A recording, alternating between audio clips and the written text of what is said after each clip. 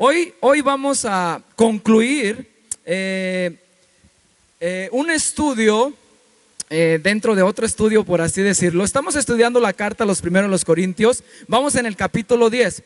¿Y por qué digo terminar un estudio dentro del estudio de la carta? Me refiero al hecho de que en este capítulo 10 Pablo cierra el tema que ha venido desarrollando durante los capítulos anteriores, capítulo 8, capítulo 9 y ahora el capítulo 10. Él cierra esta etapa en la cual él menciona a la iglesia de Corinto la necesidad de abstenerse de lo sacrificado a los ídolos y huir de la idolatría por amor de aquel que es débil en la fe, ¿sí?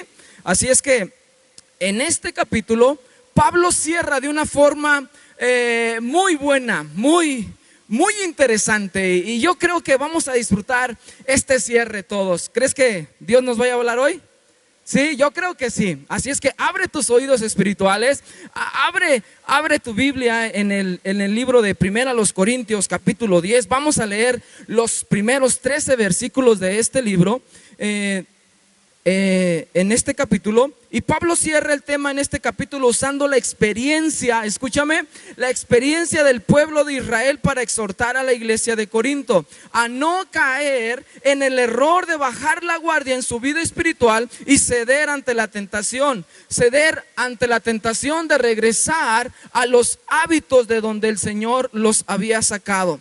Así es que vamos a leer estos primeros versículos. Y te recuerdo, Dios a través de Pablo habla en esta carta acerca de la experiencia del pueblo de Israel y nos da una advertencia para ti y para mí el día de hoy de cómo caminar con Jesús, de cómo caminar con Él en su poder, en su sobrenaturalidad, en su gloria. Y nos da Pablo a entender que aún con esta experiencia hay un peligro inminente, que tú y yo debemos de estar alertas y no debemos de bajar la guardia. Debemos de mantenernos firmes, debemos de entender que la tentación siempre va a estar ahí, ¿sí? Ese es a grandes rasgos lo que vamos a estar hablando al día de hoy. Y vamos a leer los primeros 13 versículos. ¿Me acompañas, por favor?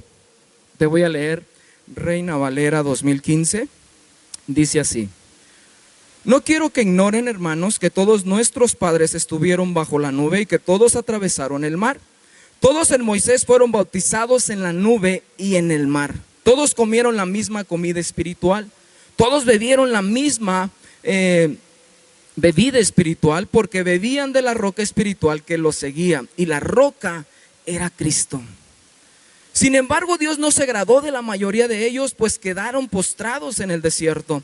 Estas cosas sucedieron como ejemplos para nosotros, para que no seamos codiciosos de cosas malas como ellos codiciaron.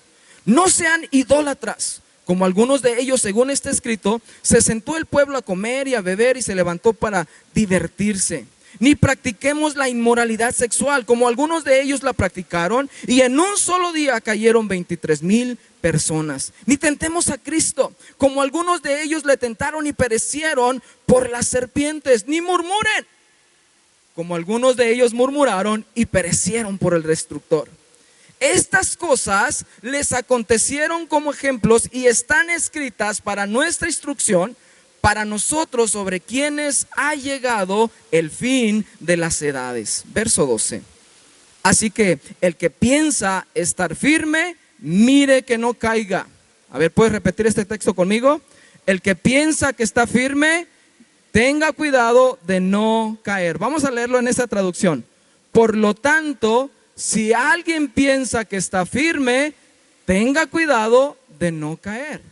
Y cierra Pablo en el versículo 13, cerramos con esto: no les ha sobrevenido ninguna tentación que no sea humana, pero fiel es Dios, quien no los dejará ser tentados más de lo que ustedes pueden soportar, sino que juntamente con la tentación dará la salida para que le puedan resistir. Esta es la palabra de ánimo, esta es la palabra de aliento de Pablo, que Dios en medio de la tentación siempre va a proveer una salida. Dios es tan fiel, Dios es tan bueno con su pueblo, con su iglesia, que Él nunca va a permitir que llegue sobre tu vida situación que tú no puedas soportar. ¿Por qué? Porque Él siempre va a estar contigo y te va a dirigir y te va a mostrar lo que tienes que hacer. Esa es la promesa de Pablo. Así es que, bueno, pues vamos a orar. Señor, te doy gracias por tu iglesia una vez más. Señor, háblanos en este momento a través de tu palabra. Enséñanos y muéstranos cómo resistir ante la tentación. Padre, en medio de nuestra lucha diaria, en medio de conocerte a ti, Padre, que cada día que caminemos nuestra vida, al enfrentar situaciones, que no podamos ver nuestro ambiente, sino que podamos ver tu grandeza, tu poder, tu sustento, tu rescate, tu vida, Señor, manifestada en nosotros. Padre, que podamos caminar siempre poniendo nuestra mirada en ti, Jesús. Ayúdanos a caminar prudentemente, como sabios y entendidos, sabiendo quién eres tú y lo que tú deseas hacer en medio nuestro. En el nombre de Cristo Jesús. Amén. Amén.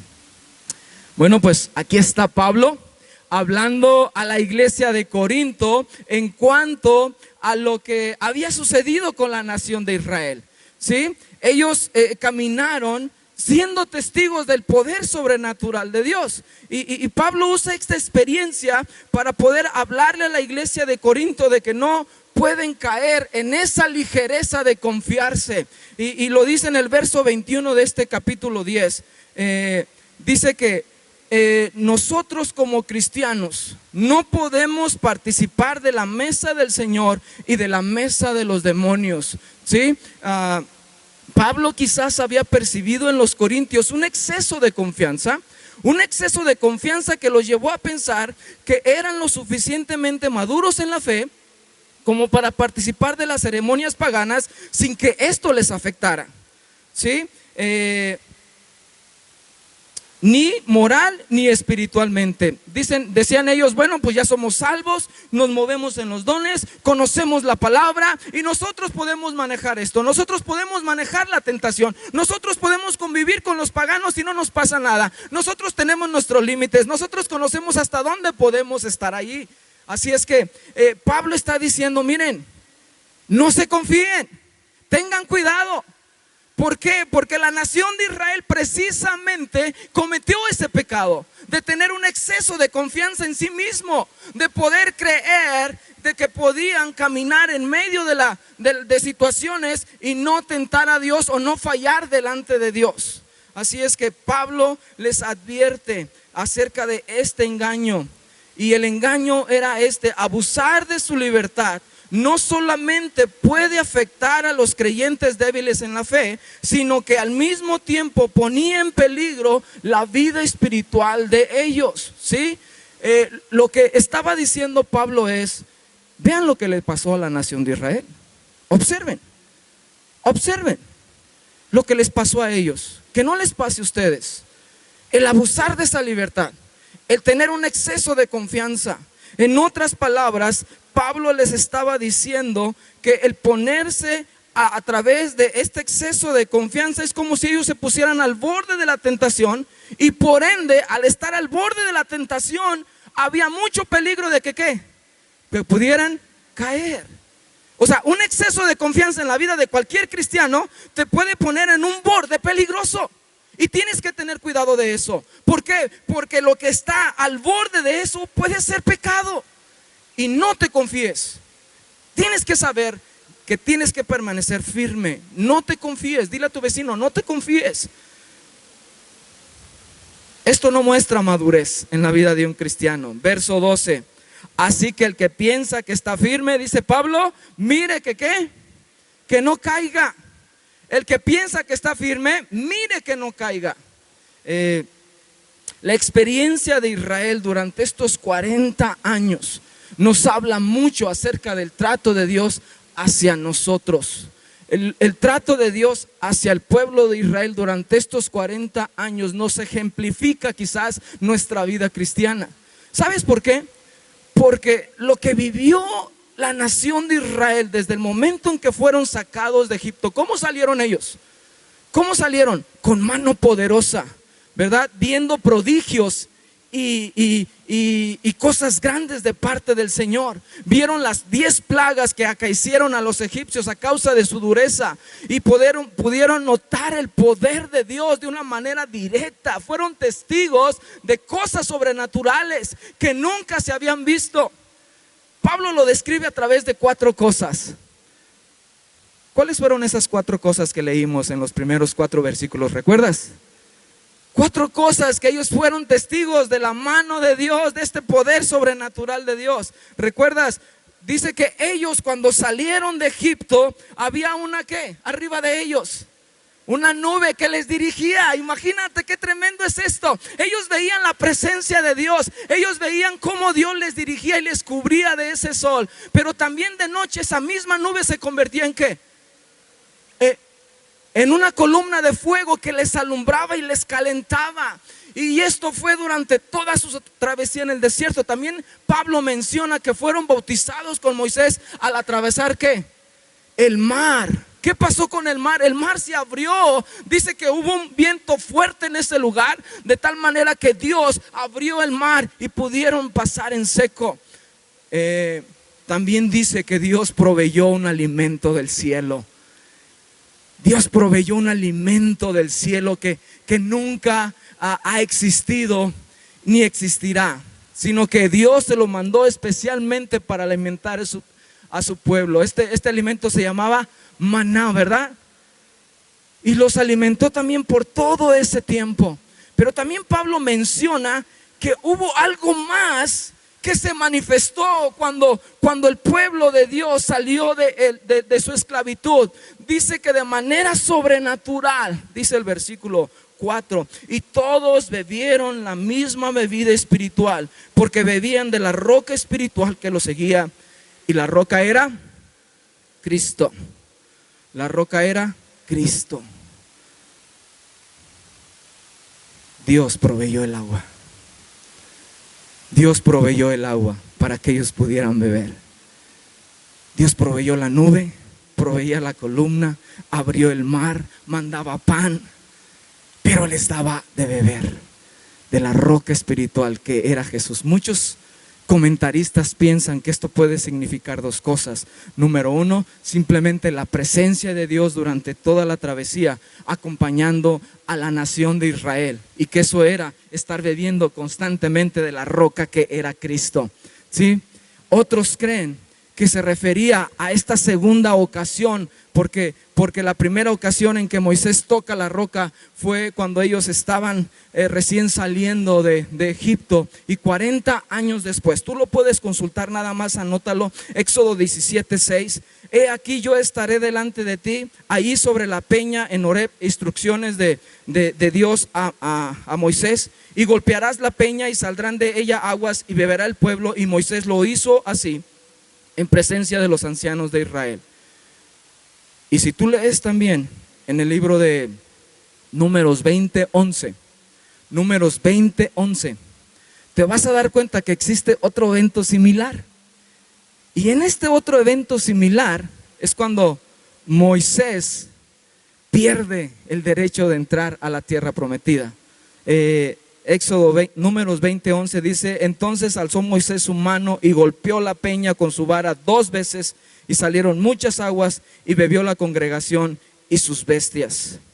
Y en esta segunda ocasión es cuando Moisés lo hace de una manera donde no glorificó a Dios, donde en lugar de hablar a la peña la golpea 2 veces, y lo hace de una forma adjudicándose la gloria para él mismo y su hermano Aarón. Entonces el castigo de parte de Dios para ellos es: no van a entrar a la tierra prometida. Entonces quizás algunos teólogos dicen: no, es que pasó no solamente a la primera generación, sino que también a la segunda generación se les dio de beber de esta roca espiritual que emanaba, de esta agua espiritual que emanaba de esta roca. Y bueno, ahí está una explicación a manera de paréntesis. Todos estos privilegios espirituales, por así decirlo. Todos estos acontecimientos sobrenaturales, milagrosos, prodigios de parte de Dios, algo que nunca se había visto, aún con todo esto Israel pecó en contra de Dios. Aún con todo esto Israel no caminó en los propósitos de Dios. Aún con todo esto falló delante de Dios. Así es que por eso dice el verso 5 de capítulo 10 de Corintios: pero de los demás de ellos no se agradó Dios, por lo cual quedaron postrados en el desierto. Quedaron postrados en el desierto. Todos aquellos que salieron de esta esclavitud quedaron postrados en el desierto. ¿A causa de qué? A causa de ese exceso de confianza, a causa de no creerle al Señor. Y los propósitos de Dios no se cumplieron en sus vidas. Los propósitos de Dios no se pudieron materializar para esa generación como era el plan divino. Fueron testigos presenciales de las manifestaciones de Dios, y aún así voluntariamente pecaron en contra de Dios y se rebelaron en contra de Él a falta de su fe. Dice versículo 6 del capítulo 10 de 1 Corintios: para que no, mas estas cosas sucedieron como ejemplos para nosotros, para que no codiciemos cosas malas como ellos codiciaron. ¿Qué codiciaron ellos? Aquí estamos haciendo como un resumen de los 40 años de la nación de Israel en el desierto. ¿Qué codiciaron ellos? ¿Qué codiciaron ellos? Dice por lo menos otras 4 cosas aquí Pablo, refiriéndose a lo que fue la evidencia de cómo ellos no hicieron las cosas bien, de cómo ellos despreciaron lo sobrenatural de Dios, despreciaron ser un pueblo escogido, estaban hablando a viva voz de que no caminaban en una dependencia de Dios, y cada vez que había una oportunidad, ellos se rebelaban en contra de Dios. Dice que ellos cometieron pecados en Éxodo 32:6. ¿Tú conoces este relato? Que ellos fueron idólatras. Al tercer mes llegaron al monte Sinaí. Al tercer mes de haber salido de la esclavitud, llegaron al monte Sinaí. Pero anterior a eso, semanas, y ya se estaban quejando por el pan, por el agua, por muchas cosas. Pero en esta parte fue una parte crucial donde se rebelaron en contra de Dios y hicieron un becerro de oro. ¿Dónde estaba Moisés? Estaba recibiendo los 10 mandamientos, estaba recibiendo la ley, y cuando él regresa, ahí está el pueblo en fiesta, ahí está el pueblo en libertinaje, adorando a un becerro. Cayeron en idolatría. Pero también dice Números 25, 1 al 18, que también cometieron fornicación, que se fueron detrás de las hijas de Moab, se inclinaron a sus dioses y empezaron a servir a los Baales. Y Dios trajo una disciplina fuertísima. Pero hubo un hombre que se levantó, Finés, que dijo: yo no voy a tolerar esto. Con un celo de parte del Señor, que va y agarra una lanza. Y parece esto muy crudo, pero habla de un corazón que realmente tenía celo por el pueblo de Dios, por su casa y por los propósitos de Dios para su nación. Y agarra una lanza, y llegando a la tienda de donde está este hombre, príncipe de Israel, con esta mujer moabita, dice que lanza Finés su arma y los atraviesa, y de esa manera cesa la mortandad en todo el pueblo. O sea, fornicaron también, tentaron a Dios. ¿De qué forma lo tentaron? Anota Números 21, 5 y 6, cuando se quejaron por falta de agua y del maná. Se quejaron: ya nos cansamos de este pan. Dios, ya no queremos esto. Ya este pan, este alimento es muy insípido, queremos otra cosa. Si notas cómo en medio de la providencia divina, en medio de ese milagro que ellos veían día a día, la comodidad y el exceso de confianza nos puede llevar a caer en el error de hablar en contra de Dios, de hacer cosas que no le glorifican a Él. ¿Me está siguiendo? O sea, estaban recibiendo milagrosamente ese pan, pero llegó a un punto donde se hastiaron, se enfadaron. ¿Y qué hizo Dios?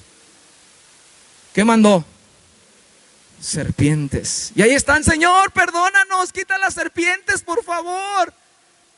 Y es cuando se levanta esa serpiente de bronce, que es figura de Cristo, y le dice Dios a Moisés: hazte una serpiente de bronce, y todo aquel que mire esa serpiente podrá ser librado de la muerte.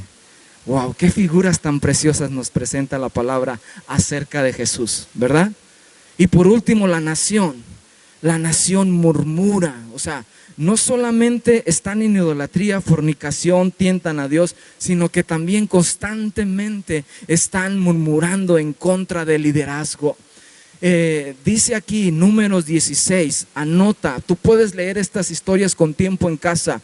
Números 16, 41 al 49. 3 hombres que dijeron: ¿por qué tienes que dirigir tú, Moisés? Nosotros también podemos dirigir, nosotros también tenemos autoridad. Danos autoridad en medio de todo el gobierno de la nación. Y estos 3 hombres, Coré, Datán y Abirán, juntan a 250 más y se empiezan a rebelar en contra de Dios, pero lo hacen rebelándose en contra del liderazgo que Dios había establecido a través de Moisés y Aarón.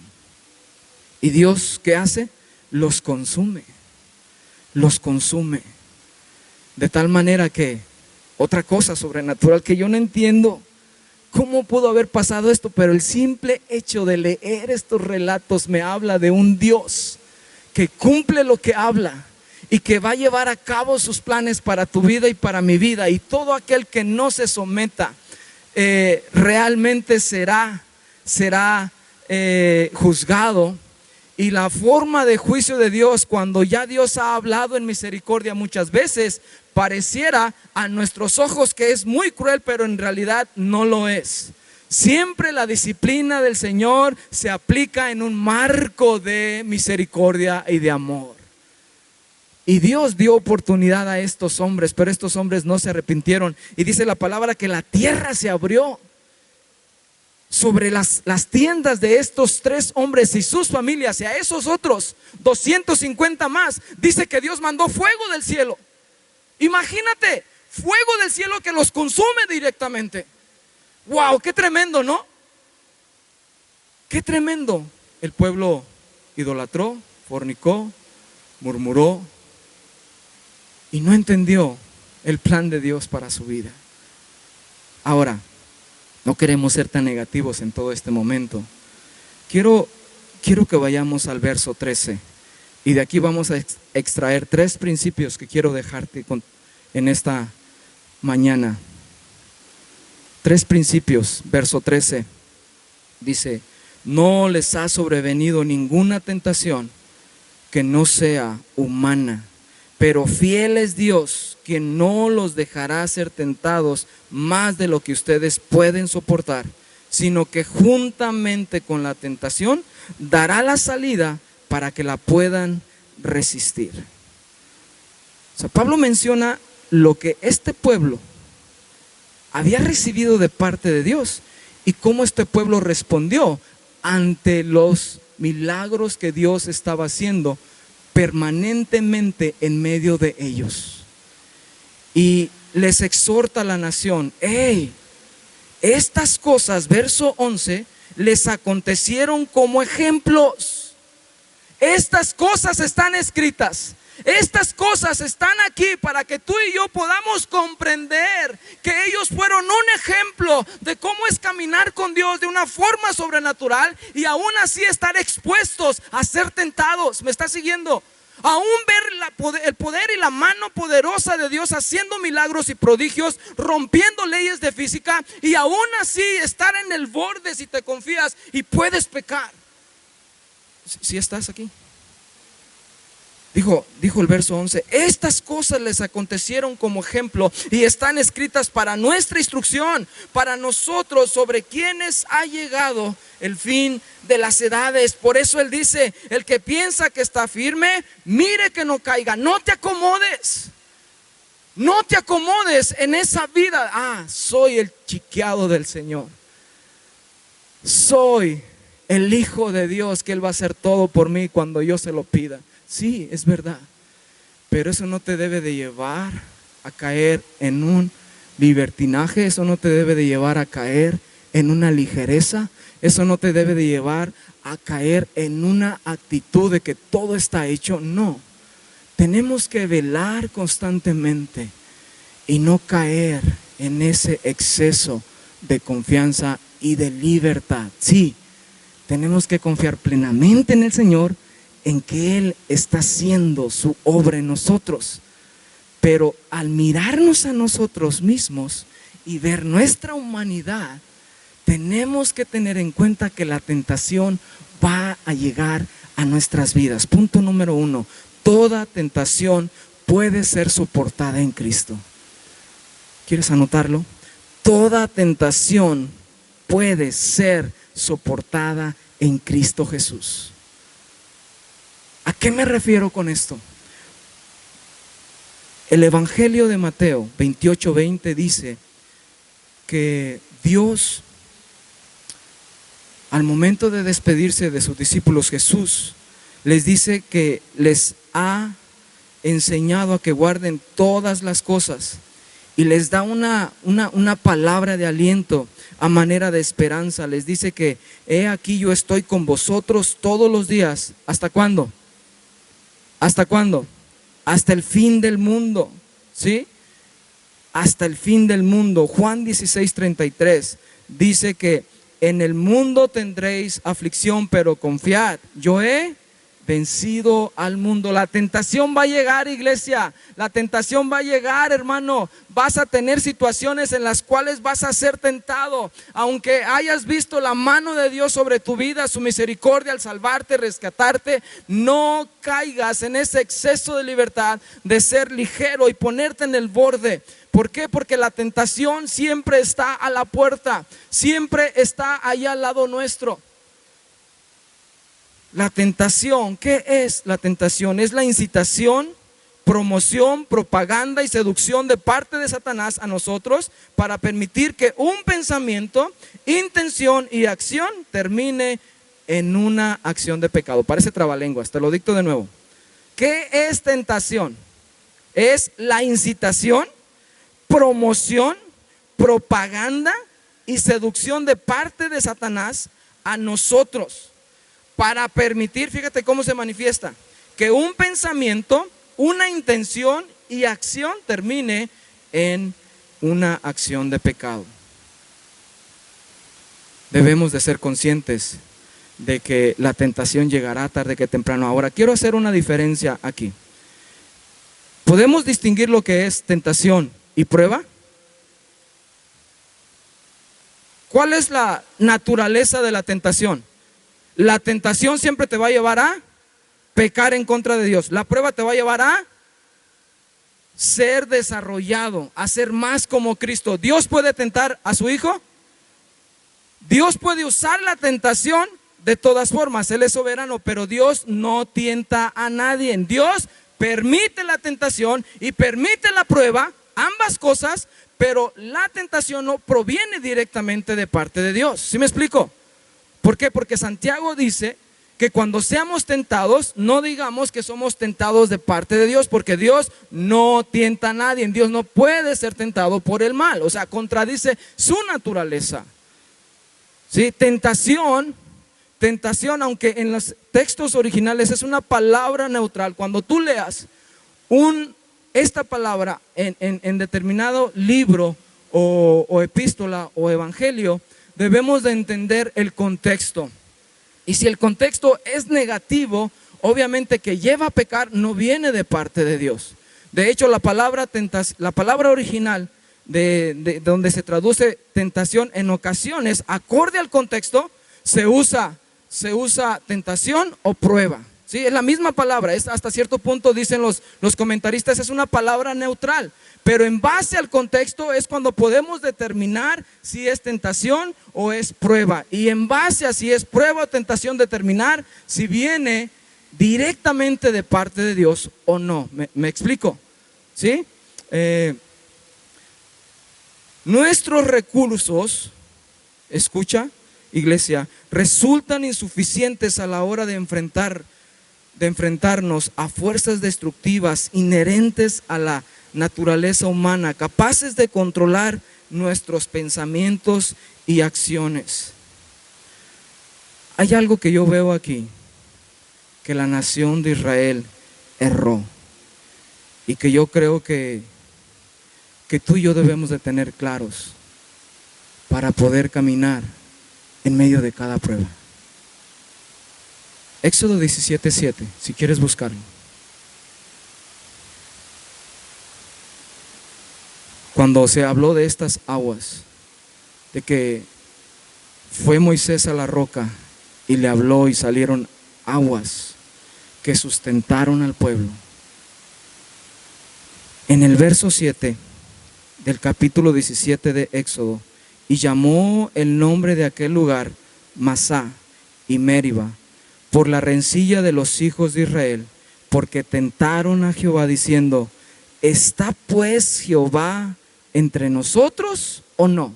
¿Está pues Jehová entre nosotros o no? Ese fue el verdadero problema de la nación de Israel, que dudaron. Escucha, ya habían sido testigos de muchas cosas, y cuando ellos van y murmuran en contra de Moisés, cuando ellos van y se quejan delante de Moisés, están diciendo: ¿está Dios con nosotros o no?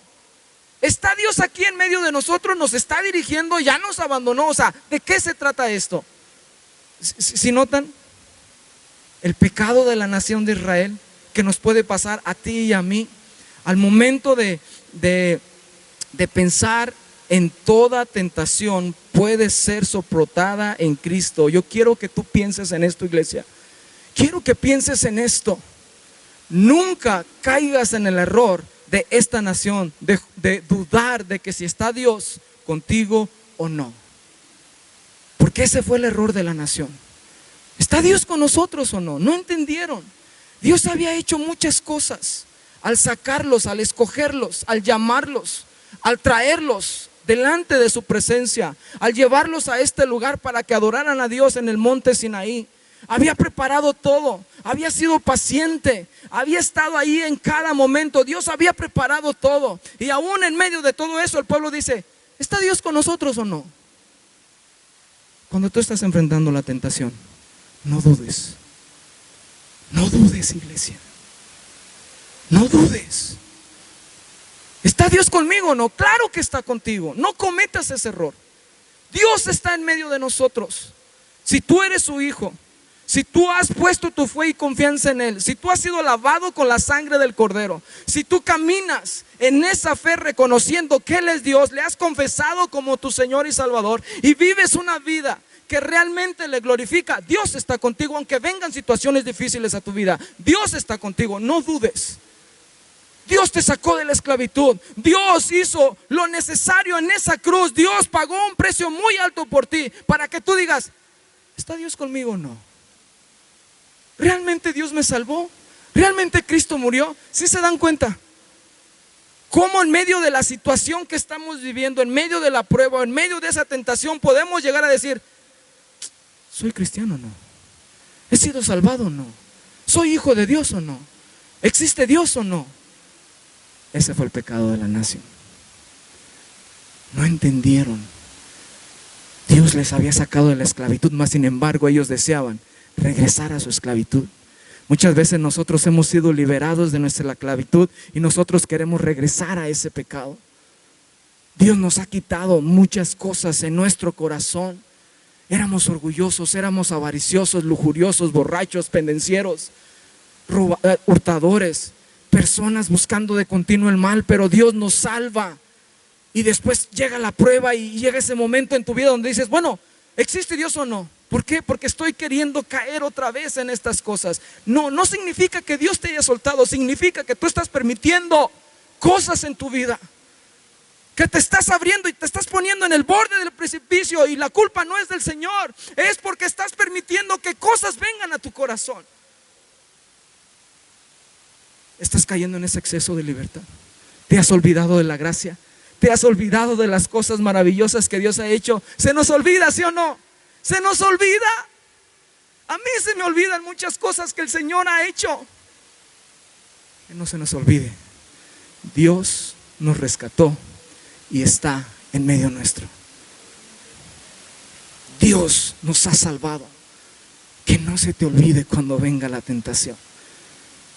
Y Dios está en medio de nosotros y nos puede ayudar a soportar esta prueba. Dios sabía la necesidad de su nación.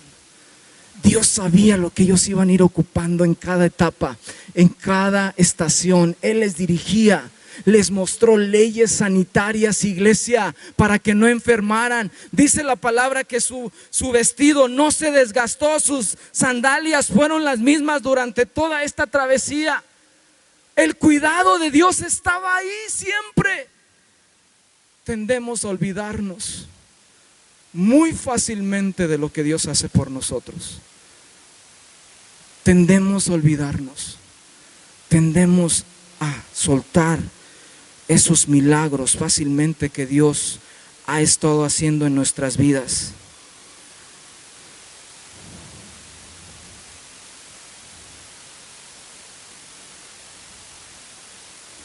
Primera de Pedro, capítulos 1, versículos 6 y 7. Vamos rápido a Primera de Pedro. Dice aquí el apóstol Pedro en su capítulo 1, versículos 6 y 7. Y en esto se alegran,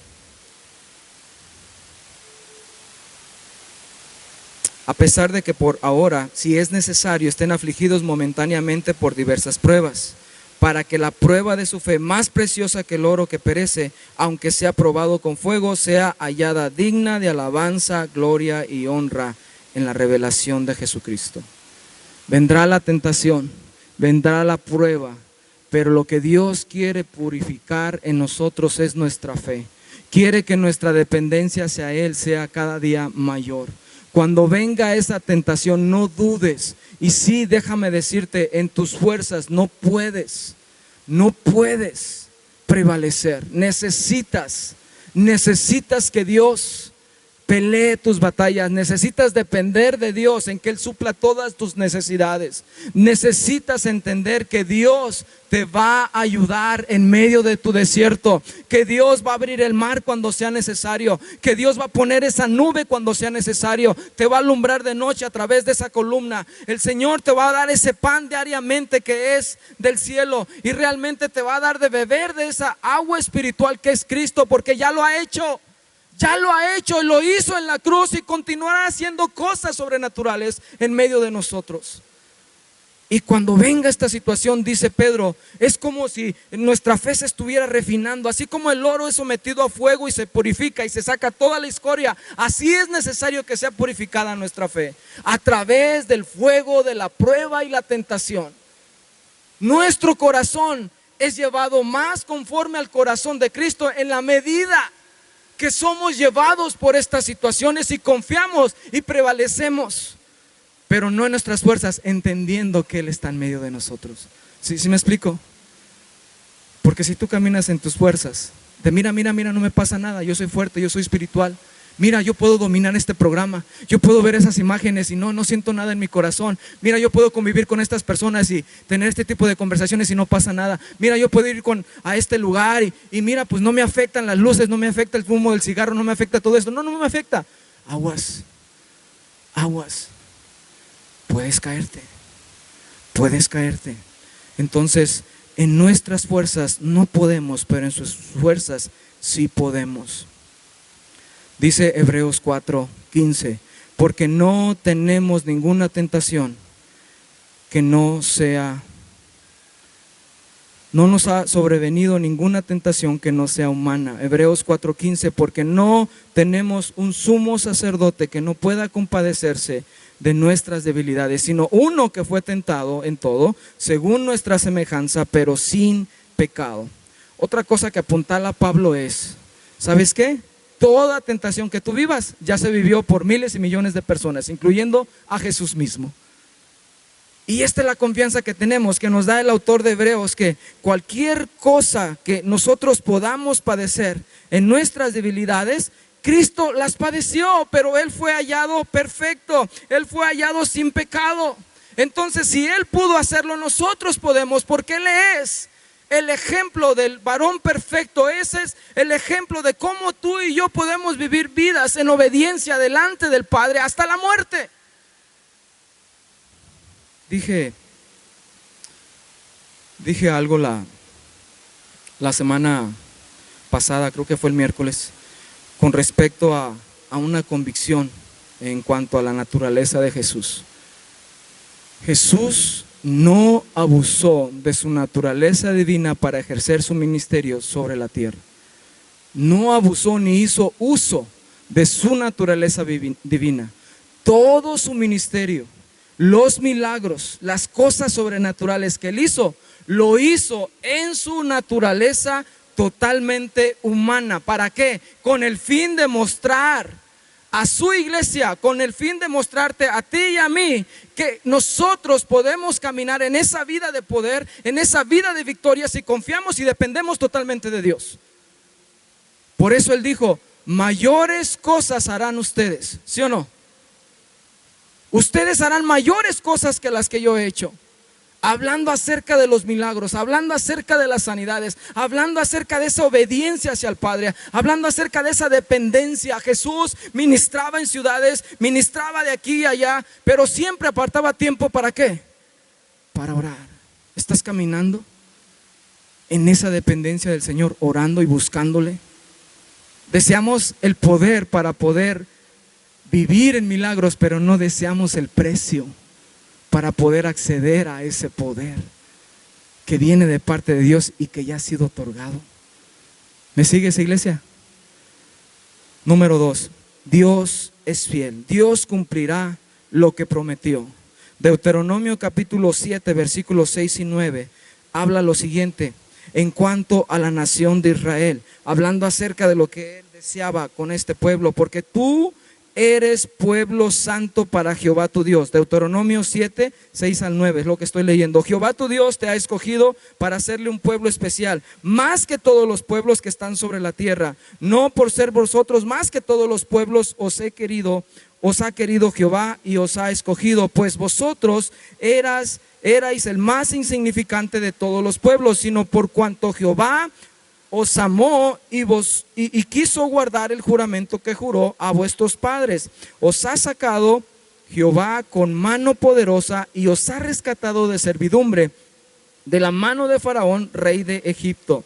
Conoce pues que Jehová tu Dios es Dios fiel, que guarda el pacto y la misericordia a los que le aman y guarda sus mandamientos hasta 1000 generaciones. Ahí está. Dios es fiel. Dios ha sido fiel, es fiel y seguirá siendo fiel por la eternidad. Dios es fiel. Dice aquí el versículo 13 de Corintios 10 que no solamente Dios nos ayuda a soportar todo tipo de prueba, sino que Dios es fiel. Dios es fiel y eso es algo que nos debe de sostener a ti y a mí cada día. Primera de Corintios capítulo 1 versículo 8 y 9, el cual también Dios os confirmará hasta el fin, para que seáis irreprensibles en el día de nuestro Señor Jesucristo. Dice el versículo 9, fiel es Dios, por el cual fuisteis llamados a la comunión con su Hijo Jesucristo nuestro Señor. Estamos en sus manos, iglesia, confiemos en Él. Él ha hablado y Él cumplirá, porque Él es fiel. Él no es hombre para que mienta, Él es infalible. Tú y yo podemos fallar, pero Dios no falla.